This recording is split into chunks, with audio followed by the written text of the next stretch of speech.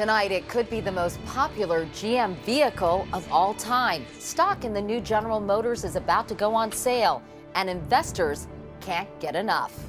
I'm Katie Couric. Also tonight, living 4 months longer. How much is that worth? A prostate cancer drug can extend a patient's life for 4 months. But will Medicare pick up the $93,000 tab? Baby boomers and Alzheimer's, the early warning signs that too often go unnoticed. And the wedding of the century. Will British taxpayers be invited to pay the bill?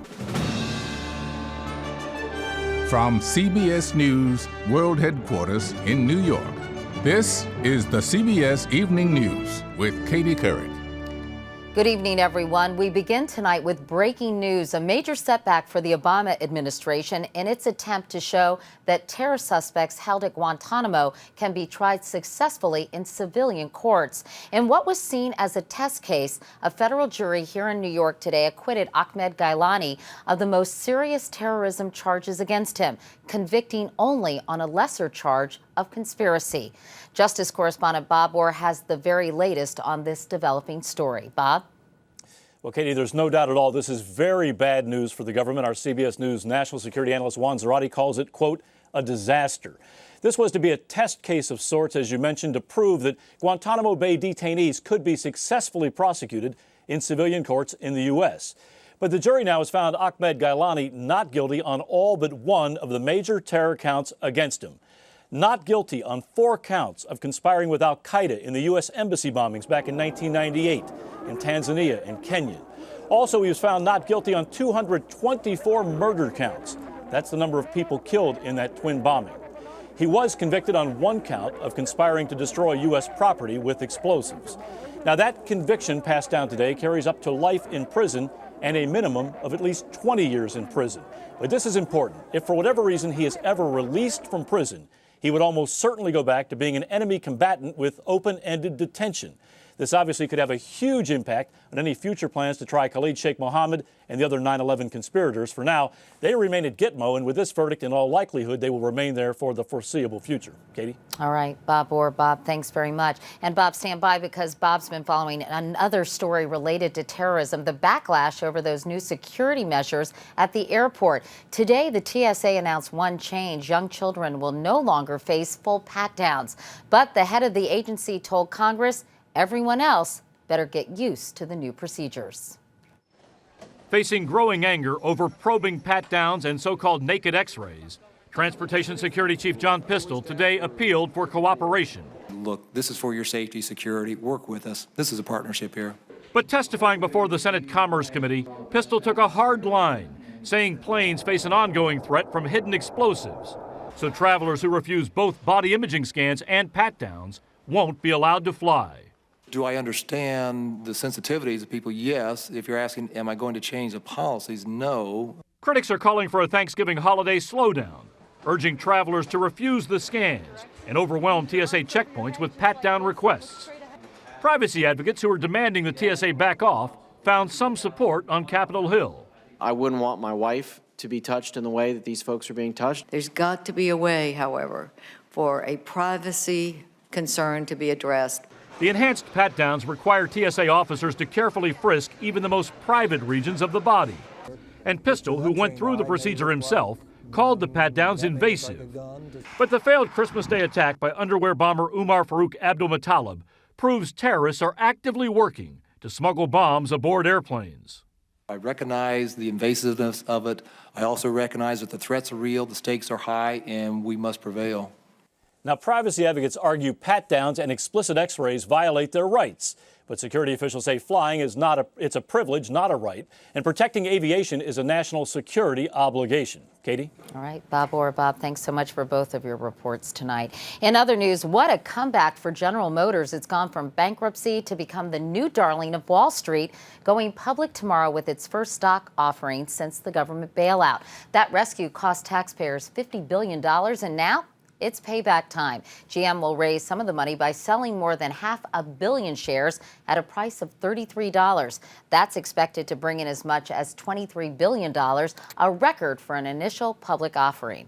Anthony Mason is our senior business correspondent. Anthony, GM's back to making a profit, and investors are hoping to hitch a ride. Exactly, Katie. A very strong demand for GM stock has pushed up the offering price. It'll mean a significant payback for American taxpayers and that General Motors will no longer be government motors.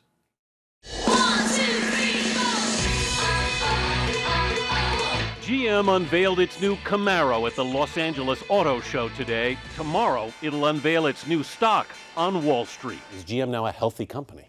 GM is absolutely a healthy company. Steve Ratner is the former head of the Obama administration's Auto Task Force and author of Overhaul. GM is doing exceptionally well. The entire auto sector is doing exceptionally well. It's been a stunning turnaround for a company that just 20 months ago was saved by a controversial government takeover. As President Obama joked, "Just last week, Car and Driver named me Auto Executive of the Year." The government forced GM into bankruptcy and a restructuring that cut half of GM's brands and its workforce by nearly a quarter.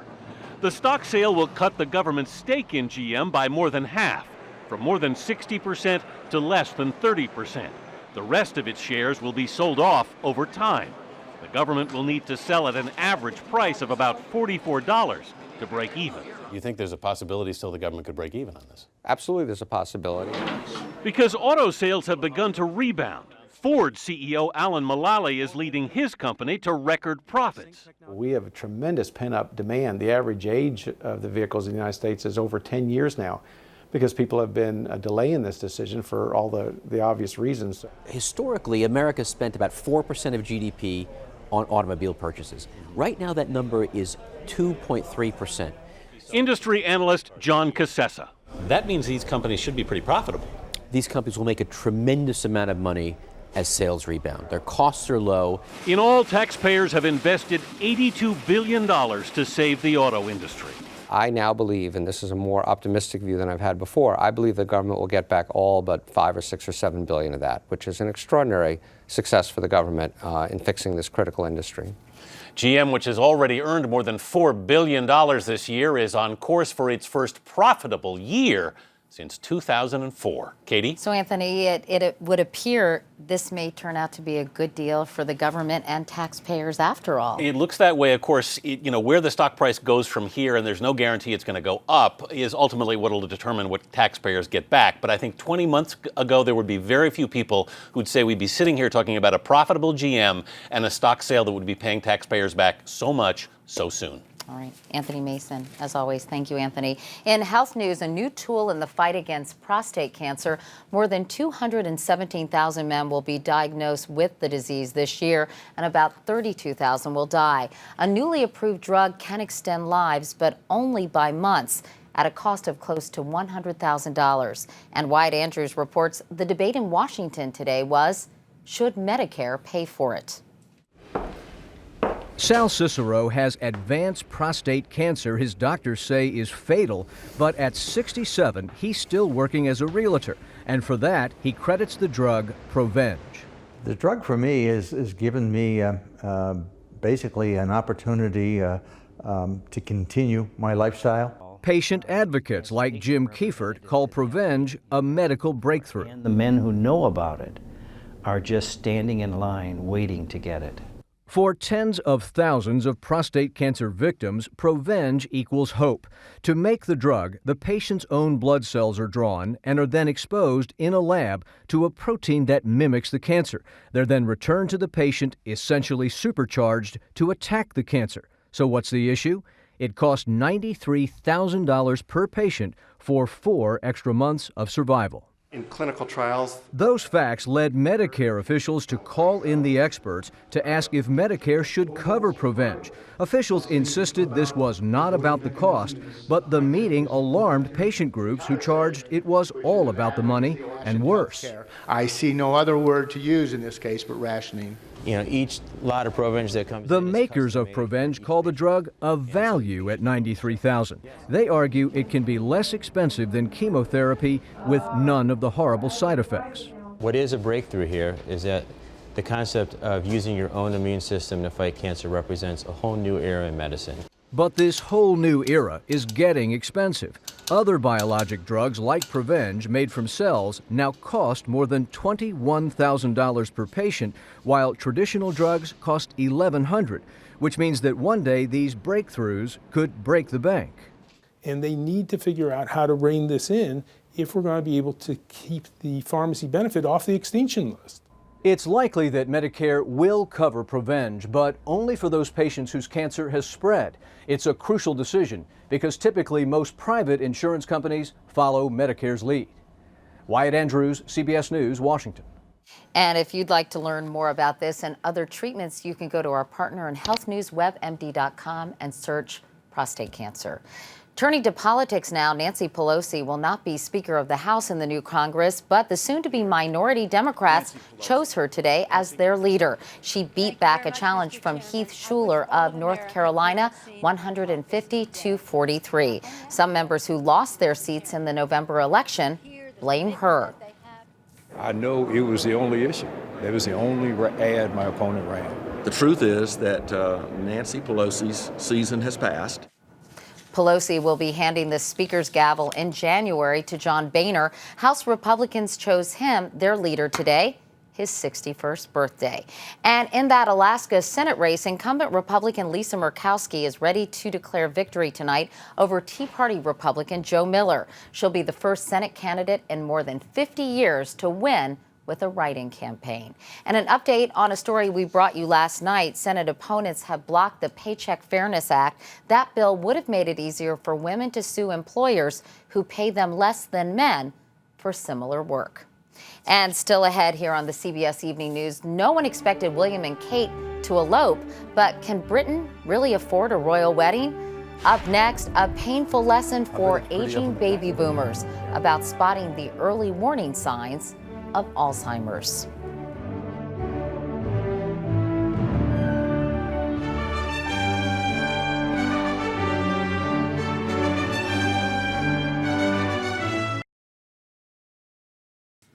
The oldest of the baby boomers turns 65 next year. With aging come concerns about health, including Alzheimer's. About 5 million American seniors are battling the disease. That is expected to increase by 50% over the next 20 years. And with no cure, it's very important to catch the early warning signs so patients can be treated. Tonight, in partnership with USA Today, Dr. John LaPook begins a new series on the challenges facing baby boomers called Senior Moment. Dr. Max Gomez was a successful OBGYN in Miami, delivering thousands of babies. He lived the good life. I still should have quite a bit of money in my pocket. But he is now penniless, living in a care facility paid for by Medicaid. Alzheimer's disease. His son is WCBS medical correspondent Dr. Max Gomez. Even with his training, he missed the warning signs of Alzheimer's until 3 years ago. His bank account had been plundered. Essentially, his life savings were gone. Dr. Gomez was not practicing medicine, but still had the title of medical director at a clinic. That clinic made him legally responsible for multiple commercial loans and took out mortgages in his name. A girlfriend wrote thousands of dollars in checks against his savings account. And the FBI started investigating after his ID was used to file millions of dollars in false Medicare claims. Here he was, helpless and being taken advantage of left and right. Did you look back and think, ooh, there was a clue there? There's never one big aha moment. Patients can seem lucid, even as the disease is destroying the brain. Financial difficulties are a very sensitive way of picking out future problems. Here's the deposit, $92. The financial services industry realizes brokers and bankers may see aging clients more often than out-of-town families do, and is training representatives to report warning signs. Confusion, mood swings, losing things, and also importantly, changing a long-term investment strategy suddenly. Here's what families can do. Assume power of attorney over financial affairs. Set up automatic bill pay and monitor monthly statements. And create a master list of accounts and passwords. Max Gomez says his father still does not remember losing his money and does not admit he has Alzheimer's. I'm getting old. I'm forgetting things. he was, my role model, my mentor. I take care of him. It's my job. Is that a job you ever envisioned having? Thought about it. Just do it. It's just the way it is. It can be awkward to talk about money matters with family, but uncovering warning signs of dementia can prevent financial devastation. Katie? All right. Dr. John LaPook. John, thanks very much. And up next, last call. The FDA cracks down on those high alcohol, high caffeine drinks. Some call a blackout in a can. The drink of choice for many college students is about to change. Today, the FDA cracked down on energy drinks that are packed with booze and caffeine. National correspondent Jim Axelrod reports this follows a lot of trips to the hospital. These videos of college students sucking down the caffeinated alcoholic beverage Four Loko may soon become collector's items. Can you go to the hospital? No. Now that the FDA has enacted a virtual ban by warning 4 manufacturers of alcoholic energy drinks, they're unsafe. We have determined that these products are not in compliance with the law, that the addition of the caffeine does not meet our legal standards for safety. The federal government is following the lead of 5 states that have already banned the drinks: Washington, Michigan, Oklahoma, Utah, and New York. A 23.5-ounce can of Four Loko is the equivalent of 4 beers, a Red Bull, and a shot of espresso, all for less than $3. The caffeine masks the alcohol, creating what the FDA calls wide-awake drunks. What happens is that the caffeine makes you more awake, the caffeine gives you more pep, caffeine reverses some of the sedative effects of alcohol, and therefore it makes it much easier to have 4 times as much as you would have without the caffeine. Ramapo College in New Jersey, Central Washington University, and the University of Rhode Island banned the drink from their campuses after dozens of students got sick. The manufacturers now have 15 days to change the formula. Four Loko promises to drop caffeine. I think people will still drink it, but there will probably be a lot of complaints, and it'll probably be way less popular. And that could spell the end of Four Loko and other similar drinks for good. Jim Axelrod, CBS News, New York. And talk about high energy. If you've ever tried to shoot baskets at an arcade, you know it's not easy. That rim is tiny, the ball is too bouncy. But watch this girl become an internet star by sinking one after another in rapid fire. 2 swishes every second, almost zen-like. In 1 minute, she made 128 baskets in a row. Very impressive. And coming up next, is the right couple getting married at the wrong time? And finally tonight, proposing is the easy part. Planning the wedding is always a lot tougher. And then there's the matter of who pays for it, especially when the couple may one day be the King and Queen of England. Here's Mark Phillips. It's begun. Announce a royal wedding, and the next thing you know, commemorative crockery is pouring off the assembly line. The royal souvenir business is good already. Just how good, we wait and see. There's a lot of wait and see about this wedding. We've been planning it for at least a year, and if not longer. It was just finding the right time, and that was what, as most people say with couples, it's all about timing. William and Kate spent the day after their flash-a-thon announcement huddled with palace advisors, trying to decide when and where to have their wedding and what sort of affair it should be. They're getting plenty of unsolicited advice. If it's going to be a big wedding, that'll be seen as recklessly extravagant and most unsuitable for this time of austerity. And if it's too small, everybody will say that the royal family is frightfully mean. So there's no one, that's a lose-lose situation. The issue is cost. The lavish Charles and Diana wedding of 30 years ago is estimated to have run up a bill of more than $50 million, and that includes the 20,000 pearls sewn into Diana's dress. With additional security costs for a post-9/11 royal wedding estimated at perhaps $120 million, the question is who should pick up the tab this time? They've got enough money to pay for it themselves, and I think it's the wrong signal if the government dips into taxpayers' money in order to pay for this. Anyway, William and Kate are supposed to be a new kind of royal couple. They meet when they're at university together. They've been together Just like normal people. Just like normal people. They've been together 8 years. Just like normal Just people. normal. They've separated once and decided they hated each I other. won't And they repeat the decided phrase. just like normal people. And then they decided apparently they couldn't live without each other. It would be hard to think of anything more different than Charles and Diana. Grand royal weddings have traditionally taken place in one of London's great cathedrals, but there's a problem with each of them. St. Paul's Cathedral would be a natural choice for a big wedding, but it, of course, is where the disastrous marriage of William's parents began. The other obvious choice, Westminster Abbey, but it's where Diana's funeral was held. There are no easy choices in this wedding. But somebody's going to have to start making those choices soon. Mark Phillips, CBS News, London.